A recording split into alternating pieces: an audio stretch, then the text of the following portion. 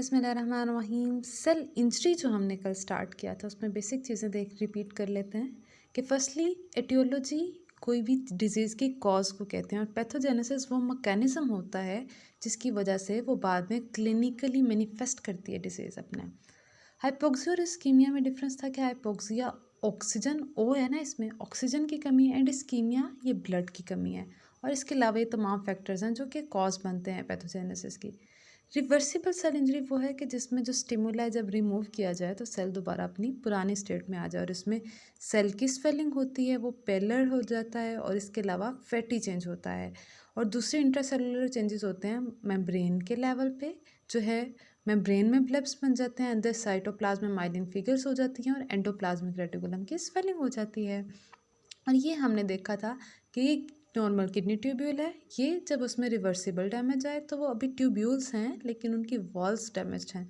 और ये जब नेक्रोटिक चेंज आ गया कि अब इरिवर्सिबल, और ये डिफरेंस था नेक्रोसिस और अपोप्टोसिस में कि ये जितने भी चेंजेस हमने पढ़े कि सेल साइज एनलार्ज होता है, pyknosis, karyorrhexis, fragmentation and karyolysis, breakdown of nucleus, ये सब चेंजेस आते हैं। प्लाज्मा मेम्ब्रेन डिस्टर्ब हो जाती है, जो सेल के कंटेंट्स हैं एंजाइम्स वो लीक कर सकते हैं, इर्द गिर्द इन्फ्लेमेशन हो जाती है।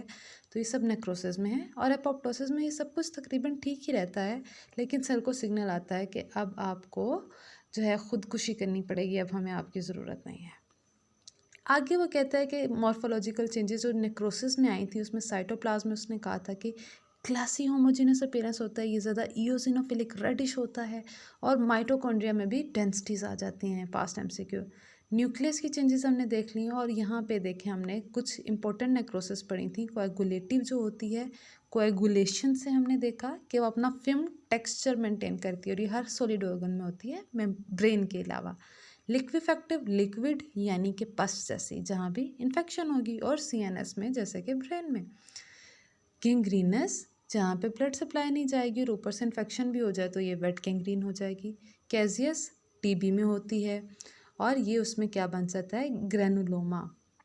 नेक्स्ट फैट नेक्रोसिस भी होती है और फाइब्रिनोइड जो कि आर्टरीज की वॉल में होती है, जैसे पोलियार्ट्राइटिस नोडोसा में।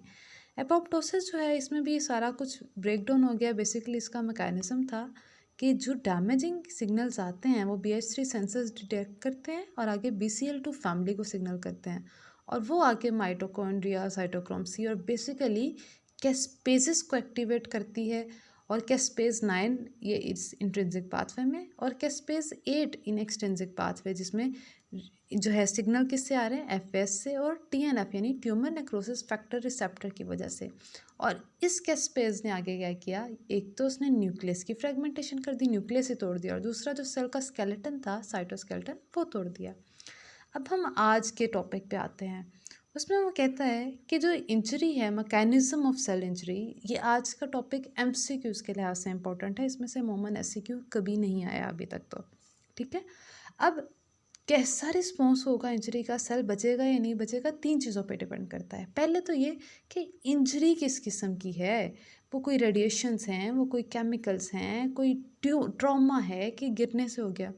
दूसरी बात ये कि जिसको चोट लगी है वो सेल कैसा था, क्या उसमें बर्दाश्त कितनी थी। जैसे कि उसने कहा है कि स्केलेटल मसल्स जो हैं लेग के, वो 2 से 3 घंटे तक इस्कीमिया में रह सकते हैं, जबकि जो हार्ट के मसल्स हैं वो 20 से 30 मिनट तक इस्कीमिया बर्दाश्त नहीं कर सकते, उसके बाद डेथ हो जाती है।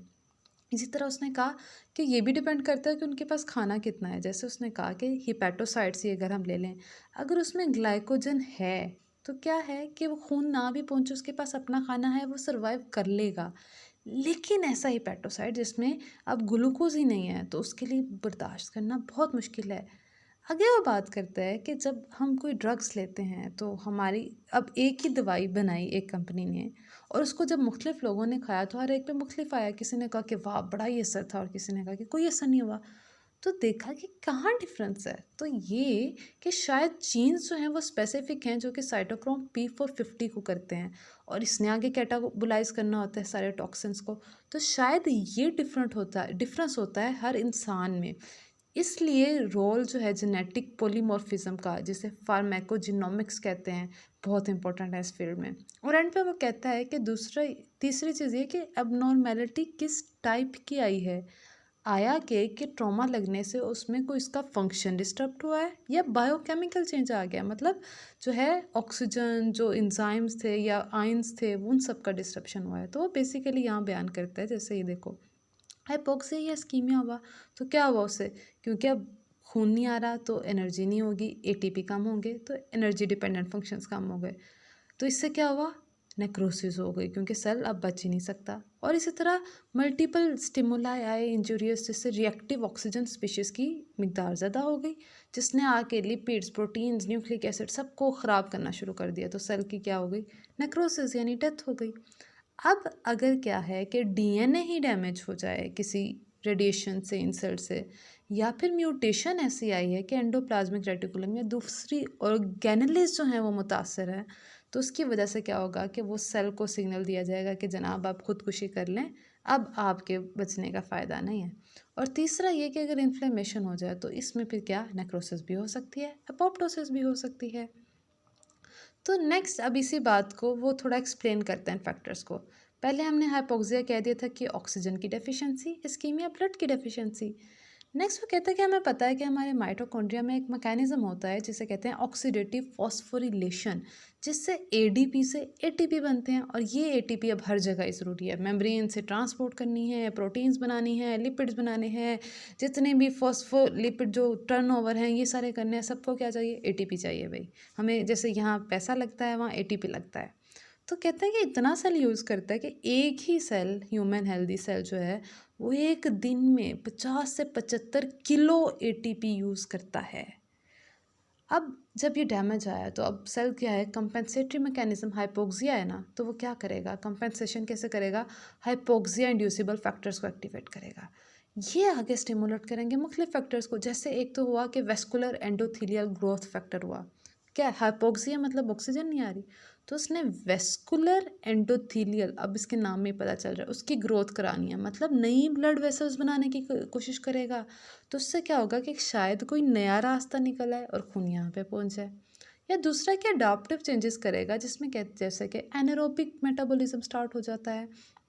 यहाँ वो बात करते हैं जब जिन सेल्स का ग्रेटर ग्लाइकोलिटिक कैपेसिटी होती है, जिनमें ग्लाइकोजन एक मानों में ज़्यादा होता है, जैसे कि लीवर हैं, मसल्स हैं, तो ये जो है इंजरी को बर्दाश्त कर जाते हैं। लेकिन जिनमें लिमिटेड ग्लूकोज स्टोर है, जैसे ब्रेन है, उसका ज़रा बर्दाश्त करना मुश्किल होता है। तो नॉर्मली सेल्स में क्या है कि एरोबिक ग्लाइकोलिसिस हो रही होती है, तो वारबर्ग इफ़ेक्ट कहता है कि होना तो ये चाहिए कि जो माइटोकॉन्ड्रिया की ऑक्सीडेटिव फॉस्फोरिलेशन है वो ज़्यादा हो, क्योंकि वो ज़्यादा एटीपी बनाती है। लेकिन नहीं, हमारी बॉडी में क्या होता है, ग्लाइकोलिसिस ज़्यादा होती है। क्यों? क्योंकि अगरचे ये एटीपी थोड़े बनाएगी, लेकिन एटीपी बनाती है, साथ में इसके जो मेटाबोलाइट्स बनते हैं ना, बाय प्रोडक्ट्स इन्हें कह लें, वो आगे बनाते हैं प्रोटीन्स, लिपिड्स, न्यूक्लिक एसिड, और ये सब सेल को ज़रूरी होती है अपनी सेल साइकिल को कंटिन्यू करने के लिए। ठीक है। नेक्स्ट वो कहता है कि अब अगर ये हाइपोक्सिया वगैरह जो है वो परसिस्ट कर रहा है तो क्या क्या डैमेजेस हो सकते हैं। तो ये इस फिगर में देखो, इस्कीमिया है तो उससे ऑक्सीडेटिव फॉस्फोरिलेशन कम होने से एटीपी कम हो गए। अब एटीपी कम होने से सबसे पहले क्या है, मेम्ब्रेन का बाहर सोडियम पोटेशियम पंप होता है ना। तो जब वो नहीं चला तो क्या होगा, सोडियम सेल के अंदर इकट्ठा होता जाएगा, पोटेशियम सेल के बाहर इकट्ठा होता जाएगा।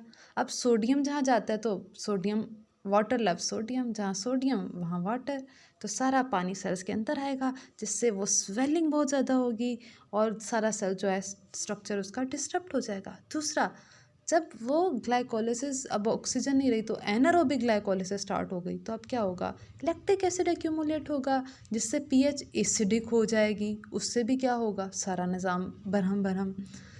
तीसरा ये कि जो राइबोसोम्स हैं वो सेपरेट हो गए, मतलब एंडोप्लाज्मिक रेटिकुलम से, जिससे प्रोटीन सिंथेसिस का जो सारा प्रोसेस था वो भी ख़त्म हो गया। तो एक एटीपी के कम होने से सारा कुछ सिस्टम जो है सेल का ख़त्म हो गया। इसके अलावा कहते हैं दो और चीज़ें होती हैं कि जो रिएक्टिव ऑक्सीजन स्पीशीज़ होती हैं ना, वो एक्यूमुलेट होना शुरू हो जाती हैं। अब होना तो ये चाहिए कि हाइपोक्सिया जब ख़त्म हो तो फिर ये ख़त्म हो, लेकिन इससे क्या होता है कि जब दोबारा फ्लूइड्स आते हैं, रीपरफ्यूजन इंजरी हो जाती है, जो हम आगे पढ़ते हैं।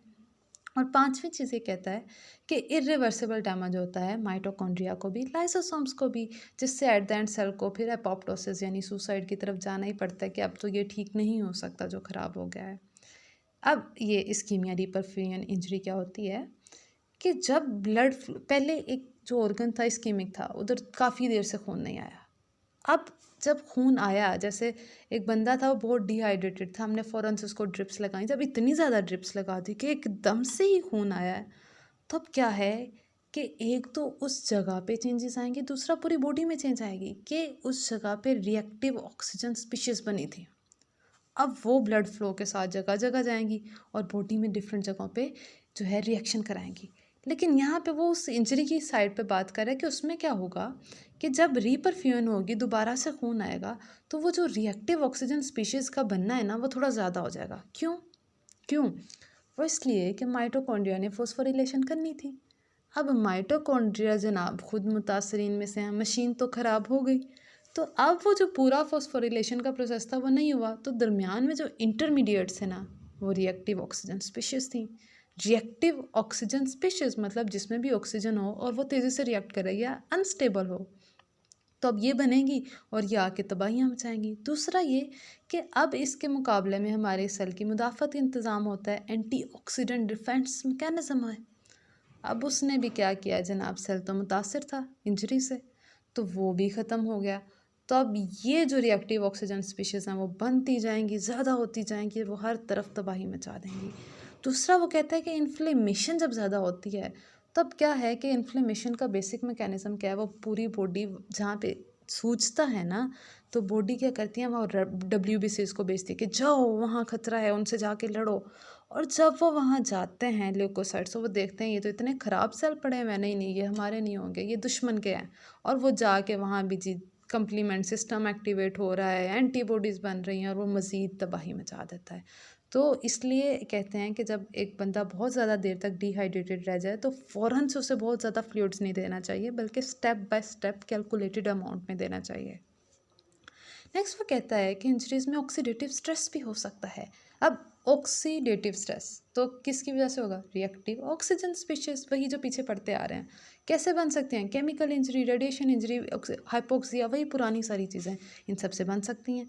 तो वो आगे क्या कहती हैं कि ये जो नॉर्मली होती हैं स्मॉल अमाउंट में होती हैं, सेल में होती हैं लेकिन थोड़ी मिकदार में होती हैं।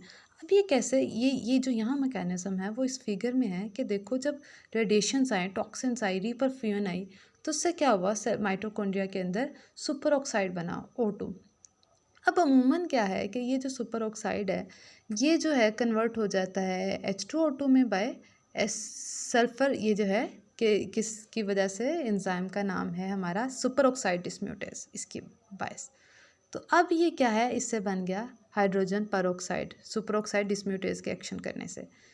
ये हाइड्रोजन परऑक्साइड के अब दो तरीके हैं, या तो जो है फ़ौरन से हमारे सेल के बाकी एंजाइम एक्टिवेट होंगे, जैसे ग्लूटाथायोन परऑक्सीडेज, कैटालेज, और वो इसको डिसॉल्व कर देंगे। लेकिन अगर उस सेल में आयंस मौजूद हैं, जैसे आयरन का आयंस पड़े हैं, तो वो क्या करेंगे, वो H2O2 को हाइड्रोक्सिल में चेंज कर देंगे, और ये रिएक्शन के हाइड्रोजन परऑक्साइड से जब मेटल आयंस बने, तो इसे कहते हैं फेंटन रिएक्शन। और ये हाइड्रोक्सिल ग्रुप जो बनता है वो आगे तीन चीज़ें कराता है। पहली तो वो लिपिड सारों का ख़राब कर देगा, और मेम्ब्रेन में लिपिड्स होते हैं, लिपिड बायलेयर, वो सारी मुतासिर हो गई। प्रोटीन्स जो अंदर हैं उनकी मिसफोल्डिंग कर दी, जिससे सारा वो अंदर का सिस्टम भी, और एंड पे जो DNA था उसमें भी आके म्यूटेशंस करा दी, तो ये सारा कुछ ही मुतासिर हो गया। तो इसमें यही बात रिपीट की है। और दूसरी क्या है कि यहाँ जो लास्ट वाला पॉइंट है वो कहता है कि नाइट्रिक ऑक्साइड जो है ना, ये भी मैक्रोफेजेस और लिकोसाइड्स के अंदर नॉर्मल मौजूद होता है। अब ये भी जब इस O2 नेगेटिव सुपर ऑक्साइड के साथ मिलेगा तो बना देगा पर ऑक्सीनाइट्राइट, तो ये भी आगे सेल इंजरी कराएगा। और तीसरा पॉइंट जो है, ये जो अब इस टेबल वाली चीज़ें हो गई, super oxide, hydrogen peroxide, hydroxyl radical और परऑक्सीनाइट्राइट, और ये इनके एंजाइम्स के नाम हैं जिनसे वो बने। और ये एंड पे आके ये तीनों का एक ही काम है, लिपिड, प्रोटीन और DNA, जो कि हमने इस फिगर में देखा है। अच्छा, ये पॉइंट हमारा रह गया कि जो रिएक्टिव ऑक्सीजन स्पीशीज़ है ना, उससे क्या होगा, फेगोसाइट टू लिकोसाइट्स में ये मौजूद होती हैं। क्यों, क्योंकि लिकोसाइट ने क्या करना है, जाके जो है वो जो ख़तरनाक दुश्मन है उस पर अटैक करना है, तो वह एज अ वेपन यूज़ करता है रिएक्टिव ऑक्सीजन स्पीशीज़ को। ये बनती है उसमें कैसे हैं, रेस्पिरेटरी ब्रस्ट से, या ऑक्सीडेटिव ब्रस्ट कहते हैं। तो ये जो आगे परऑक्साइड्स इसमें बनते हैं ना H2O2, वो कन्वर्ट हो जाते हैं हाइपोक्लोराइड में, और ये जो है बड़ा जो घर में ब्लीच इस्तेमाल होती है ना, जो हर रंग को उड़ा देती है, ये वैसे का है। तो ये इस तरह से फिर सेल्स को मुतासर करता है। नेक्स्ट वो कहता है कि जनरेशन के मुख्तलिफ मैकेनिज़म्स हैं। रेडिएट एनर्जी जैसे अल्ट्रा वायलेट रेडिएशंस आई तो वो भी क्या कर सकती हैं, वो तो पानी को ही तोड़ के सीधा हाइड्रोक्सिल बना सकती हैं। इसके अलावा जो एंडोजेनस एंजाइम्स केमिकल्स हैं जैसे carbon tetrachloride, inflammation, reperfusion injury, ये सबसे भी रिएक्टिव ऑक्सीजन स्पीशीज़ जनरेट होती हैं। नेक्स्ट वो कहता है इसके एवेंजर्स इन्हें ख़त्म कैसे करना है, वही सुपर ऑक्साइड डिस्म्यूटेज किसको ख़त्म करेगा, सुपर ऑक्साइड को, ठीक है।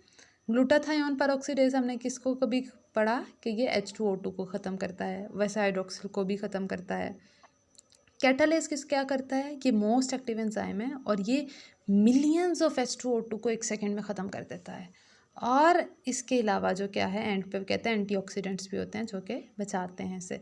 अच्छा, यहाँ पे एक बात उसने किया कि ग्लूटाथायोन परऑक्सीडेज जो है ना, ये जब कन्वर्जन करता है H2O2 की और पानी बनाता है तो ये कितना रिएक्शन हुआ, हम ये इसके मेजर कर सकते हैं देख के कि सेल के अंदर ऑक्सीडाइज्ड ग्लूटाथायोन कितना है और रिड्यूस्ड कितना है। क्योंकि देखो ना, जब ये यहाँ पे H2O2 से पानी बनेगा तो ये ग्लूटाथायोन खुद क्या हो जाएगा, ऑक्सीडाइज्ड हो जाएगा। तो अगर ये ऑक्सीडाइज ज़्यादा पड़ा हुआ है तो इसका मतलब है इस बेचारे ने बड़ा ही काम किया, H2O2 को जो है रिमूव करता रहा है। अब यहाँ पे वही दोबारा बात है कि मेम्ब्रेन्स में डैमेज, क्योंकि लिपिड बाइलेयर है और ये एक लंबी चेन है, तो एक जगह पे डैमेज होगा वो सारी लिपिड बाइलेयर मुतासिर होती जाएगी। प्रोटीन्स में क्या है कि प्रोटीन की क्रॉस लिंकिंग वो प्रोमोट कर देगा। अब वो प्रोटीन ही बन रही है, साथ ही वो क्रॉस लिंक हुई जा रही है, हुई जा रही है, जिससे क्या होगा, वो कहेगा भाई ये तो ख़राब प्रोटीन बनी है, और वो फ़ौरन से क्या है कि उसकी डिग्रेडेशन स्टार्ट हो जाएगी। अब प्रोटीन नहीं बनेगी, इंजाइम्स नहीं बनेंगे, वो सारा काम ख़त्म हो गया। डीएनए डैमेज में वो क्या कहता है, म्यूटेशन करा देता है सिंगल इंजाइम स्टैंड के ब्रेक से। और इसके अलावा वो कहता है कि रिएक्टिव ऑक्सीजन स्पीशीज़ वैसे इतनी भी ख़राब नहीं है, ये नॉर्मल जो है ना सिग्नलिंग पाथवेज उसमें भी हैं, इतना भी बुरा नहीं हूँ मैं, जैसे वो कहते हैं। डायरेक्ट इंजरी, अच्छा टॉक्सिन्स की वजह से एक तो डायरेक्ट होता है इफेक्ट, एक होता है लेटेंट इफेक्ट। डायरेक्ट ये कि जैसे सीधा ही मरकरी क्लोराइड की तेज़ाब पी लिया है जनाब, तो उसने क्या किया, उसने जाके जो सेल्स की जो है मेम्ब्रेन प्रोटीन्स उन्हें मुतासर किया, जिससे एटीपी डिपेंडेंट जो ट्रांसपोर्ट होनी थी वो ख़त्म हो गई, सेल की जो है परमिएबिलिटी इंक्रीज़ हुई और वो बेचारा जी ख़त्म शुद्ध। इसके अलावा जो anti neoplastic chemotherapeutic drugs, anti neoplastic मतलब एंटी कैंसर, किसी को कैंसर हो जाए तो उससे ये दवाइयाँ देते हैं। वो क्या है कि वो जब कैंसर सेल्स को ख़त्म करती हैं तो वो नॉर्मल सेल्स को भी ख़त्म करती हैं, तो ये भी डायरेक्टली सेल्स को जाके अटैक करती हैं। इसके अलावा माइक्रो ऑर्गेनिजम्स वो भी जाके सेल के अंदर जाके उसको ख़त्म करते हैं।